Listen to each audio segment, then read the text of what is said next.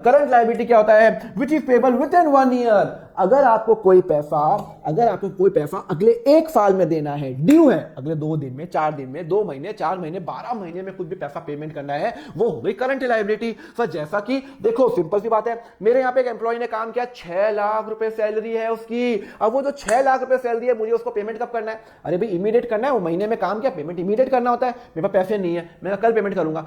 अरे legally due कब हो गई? 1 महीने काम किया, लीगली ड्यू है, मुझे उसको पैसा देना है, पर मैंने उसको पैसा नहीं दिया, तो अब वो करंट लायबिलिटी में आएगा। मैं उसको ये नहीं बोल सकता मैं उसको 4 साल बाद दूंगा, वो ड्यू हो गई, उसने मेरे यहाँ पे काम किया, मुझे पैसा देना है, मैंने टेलीफोन यूज किया एयरटेल वाले का या वोडाफोन वाले का, और मैंने उसको पैसा नहीं दिया है, भैया ड्यू हो गया, देना पड़ेगा।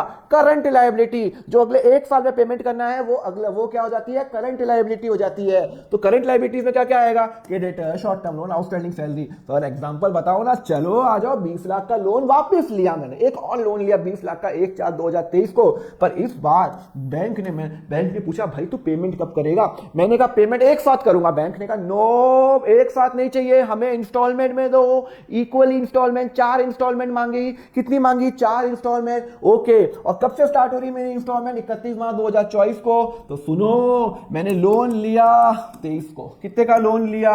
सब 20 लाख का। मुझे एक बात बताओ, पेमेंट शेड्यूल बताओ। सिंपल सी बात है, पेमेंट शेड्यूल फॉर 31 मार्च 2024 को मैंने लोन लिया 20 लाख का, 4 इंस्टॉलमेंट, 20 डिवाइडेड बाय 4, 5 लाख रुपए। अरे भैया आप मन में सोचते हो कि सर इतनी एनर्जी क्यों लाते हो? आपको नींद नहीं आया और आप अकाउंट से स्ट्रांग हो जाओ, बस मेरा एक ही मकसद है। और क्या मकसद है? और एक और मकसद है आपका, एक लाइक, या मेरे लिए बहुत मैटर करता है। तो अगले 4 साल के अंदर 26, तो 5 लाख रुपए 31 मार्च 2027, 5 लाख रुपए। क्लियर है? तो यहाँ पे पेमेंट शेड्यूल बैंक ने क्या कहा? हर साल 5 लाख रुपए चाहिए, तो यहाँ पे इंस्टॉलमेंट 5, 4 इंस्टॉलमेंट हो गया, 20 लाख खत्म हो गया लोन। अब मैं बैलेंस शीट बनाता हूँ, पहली बैलेंस शीट बनाता हूँ 31 मार्च 2023 को, 31 मार्च 2023 को, तो सॉरी 23 को, तब तो मैंने लोन ही नहीं लिया। अच्छा एक काम नहीं, पहले मैं बैलेंस शीट बनाता हूँ 1/4/2023 को, ठीक है ना, 1/4/2023। अब मुझे बताओ 1/4, अगर मैं 1/4 बैलेंस शीट कभी बन सकती है, ये मन में वहम मत रखना, बैलेंस शीट 31 मार्च को बनती है, वो 2/4 को भी बन सकती है, 1/4 को भी बन सकती है। हाँ लीगली 31 मार्च को मुझे गवर्नमेंट को सबमिट करनी पड़ती है, इंस्टीट्यूट सबमिट करनी पड़ती है, बट बैलेंस शीट तो भैया एज ऑन डेट होती है, तो वो कभी भी हो सकती है 31 मार्च 1/4। तो 1/4/2023 को मुझे अगले 1 साल में कितना पेमेंट, मैंने लोन कितना लिया?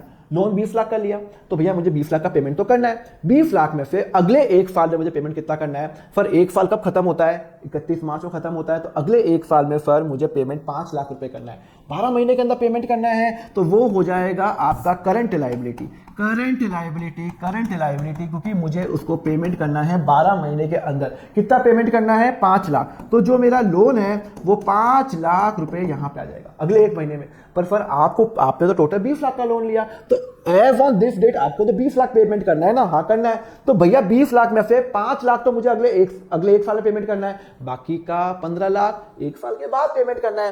भैया यहाँ पे जब मैंने लोन लिया 20 लाख का, तो अगला 1 साल 31 मार्च 2024 को खत्म होता है, उसके बाद 1 साल के बाद मुझे 15 लाख पेमेंट करना है। तो इसका मतलब है नॉन करंट लायबिलिटी के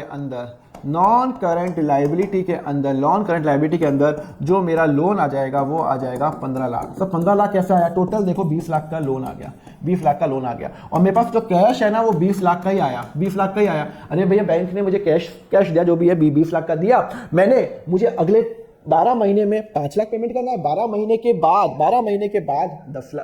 15 लाख पेमेंट करना है। अच्छा अब आ जाओ 31 मार्च 2024, रात को मैंने बैलेंस शीट बनाई, पेमेंट कर चुका हूं, एक पेमेंट कर चुका हूं, ये वाला मैंने पेमेंट कर दिया, this is done, payment done. अब मैं बैलेंस शीट कब बना रहा हूं? 31 मार्च 2024 को बना रहा हूं। अगले 1 साल में मुझे कुछ पेमेंट करना है। हाँ सर, अगले 1 साल में मुझे पेमेंट करना है, तो मेरी करंट लायबिलिटी कितनी होती है मुझे बताओ? अगले 1 साल में मुझे 5 लाख पेमेंट करना है, अगले 1 साल में। हाँ सर 5 लाख पेमेंट करना है। भाई यहाँ पे मैं कहाँ पे खड़ा हूँ? 1 मिनट सॉरी, मैं यहाँ पे खड़ा हूँ, आपको यहाँ पे खड़े हो तो सोचो, एक पेमेंट तो हो चुका, एक पेमेंट तो भैया हो चुका, ये तो हो चुका। अब 31 मार्च 2024 को खड़ा हूं, अगले एक साल में मुझे, मैं यहां खड़ा हूं तो मुझे अगले एक साल में 5 लाख रुपए पेमेंट करना है, यहां पर पेमेंट करना है, तो यहां पे 5 लाख रुपए पेमेंट करना है। और उसके बाद कितना पेमेंट करना है, उसके बाद कितना पेमेंट करना है, नॉन करंट लायबिलिटी कितनी हो गई, नॉन करंट लायबिलिटी, सुनो सुनो सुनो, मुझे पेमेंट करना है अगले एक साल में 5 लाख और एक साल के बाद 10 लाख। टोटल 20 लाख का लोन लिया था, 5 साल में पेमेंट कर चुका हूं, तो अब अगले एक साल में मुझे 5 लाख करना है और एक साल के बाद मुझे 10 लाख का पेमेंट करना है, तो यहां पे मेरा 10 लाख का लोन यहां पे आ जाएगा। क्लियर है? टोटल मुझे कितना पेमेंट करना है पर 15 लाख, अरे 15 लाख पेमेंट करना है ना 31 मार्च 2024 को, हाँ करना है ना। उसमें से 10 लाख एक साल के बाद पेमेंट करना है, क्योंकि 2024 की बैलेंस शीट बना रहा हूं 25 तक मुझे सिर्फ 5 लाख पेमेंट करना है, 25 के बाद 10 लाख पेमेंट करना है। क्लियर है?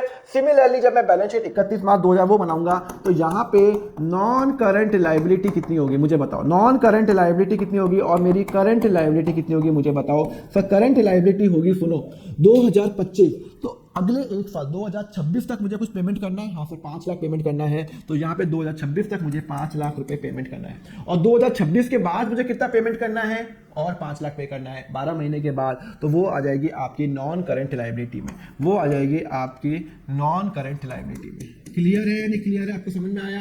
आप इस दिन पे देखो, अगला एक साल 26 को खत्म हो रहा है, एक साल के अंदर मुझे 5 लाख पेमेंट करना है और 26 के बाद 27 को मुझे 12 महीने के बाद पेमेंट करना है 5 लाख रुपए। क्लियर है? तो अब लास्ट में आ जाओ, यहाँ 26 को मुझे बताओ नॉन करंट कितनी होगी, नॉन करंट कितनी होगी, कौन मुझे बताएगा? लेक्चर पॉज करो और मुझे आंसर लिख के दो। अब आप ये मत सोचो कि सर आंसर देखेंगे या नहीं देखेंगे, आप तो अपना काम करो ना।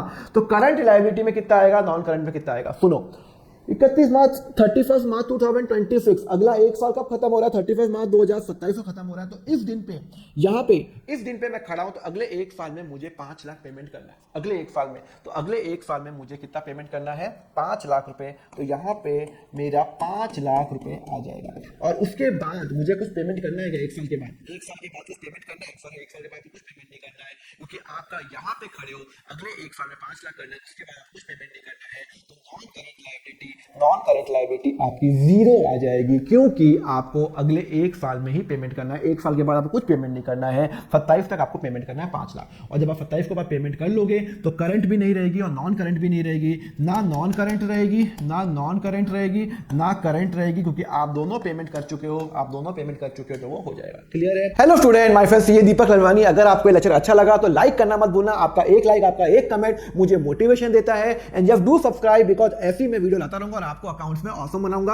आपको अगर नोट्स चाहिए तो मेरा जो टेलीग्राम चैनल है आप वो ज्वाइन कर सकते हैं, मेरा व्हाट्सएप ग्रुप है, नीचे डिस्क्रिप्शन में मैंने सारे लिंक दे रखे हैं, आप ज्वाइन कर सकते हैं, and just do visit accountfunda.com, वहां पे पूरा कोर्स अवेलेबल है, क्लास 11th का 160 आवर, क्लास 12th का 240 आवर, 1000 क्वेश्चन मैंने वहां पे स्टेप बाय स्टेप सॉल्व कराए हैं, तो do visit my website www.accountfunda.com, and just ऐसी प्यार बनाए रखिए। Thank you very much for watching the lecture, thank you.